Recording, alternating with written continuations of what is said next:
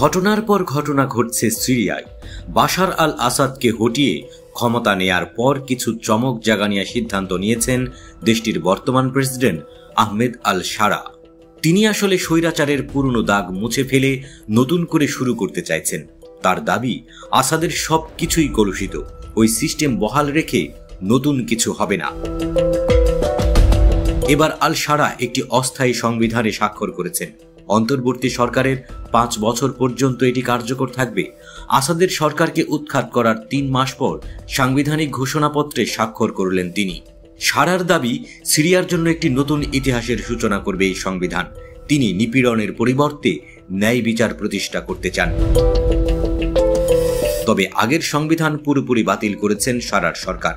খসড়া কমিটির সদস্য আব্দুল হামিদ আল আওয়াক বলেছেন, আগের সংবিধানের কিছু বিষয় নতুন সংবিধানেও বজায় থাকবে। এর মধ্যে রয়েছে রাষ্ট্রপ্রধানকে মুসলিম হতে হবে এবং আইন শাস্ত্রের প্রধান উৎস হিসেবে ইসলামী আইন প্রতিষ্ঠা করতে হবে। সাংবিধানিক খসড়া কমিটির সদস্য আব্দুল হামিদ আল আওয়াক বলেন, এই নথিতে মত প্রকাশ ও সংবাদপত্রের স্বাধীনতা এবং নারীদের সামাজিক, রাজনৈতিক ও অর্থনৈতিক অধিকার নিশ্চিত করার বিধানও অন্তর্ভুক্ত করা হয়েছে। তিনি আরও বলেন, সিরিয়ার নড়বড়ে রাজনৈতিক পরিস্থিতিতে এটি সামাজিক নিরাপত্তা এবং স্বাধীনতার মধ্যে ভারসাম্য বজায় রাখতে ভূমিকা রাখবে। তবে নতুন সংবিধানে মত প্রকাশ ও সংবাদপত্রের স্বাধীনতা, নারীদের সামাজিক, রাজনৈতিক ও অর্থনৈতিক অধিকার নিশ্চিত করার বিধান রাখা হয়েছে। এতে অন্তর্বর্তী সময়ে ন্যায় বিচার প্রতিষ্ঠার উপরও বিশেষ গুরুত্ব দেওয়া হয়েছে।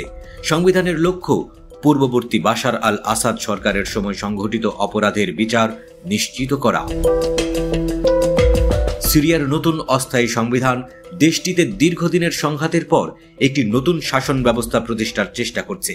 তবে এটি কতটা কার্যকর হবে এবং কতটা গ্রহণযোগ্য হবে তা নির্ভর করবে সামনের দিনগুলোর রাজনৈতিক ও সামাজিক পরিস্থিতির উপর।